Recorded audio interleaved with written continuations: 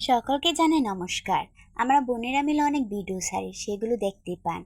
আজ বড় বোন হিসেবে কিছু কথা বলছি ছোট বোনদেরকে নিয়ে। যদি তোমার ছোট পুচকি কতগুলো বোন থাকে, তাহলে তুমি বড় বোন হিসেবে অনেক লাকি। আমি আমার নিজের অভিজ্ঞতা থেকে বলছি, তোমার খুনসুটি করার জন্য বাইরে কোথাও যেতে হবে না। চার দেয়ালের মধ্যে অনেক সুন্দর সুন্দর গল্প তৈরি হবে। তোমার ছেলেবেলা থেকে বড় হওয়া মানে আর পাঁচজনের মতো হবে না। অনেক আনন্দে কাটবে। সময়গুলো খুব তাড়াতাড়ি চলে যাবে। যখন বড় হবে তখন বোনদের গল্পগুলো শুনতে শুনতে রাত গিয়ে ভোর হয়ে যাবে, তবু তাদের কথা শেষ হবে না।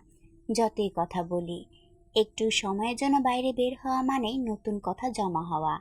অপেক্ষায় থাকা কখন ঘরে যাব আর বোনেরা মিলে আড্ডা দিব।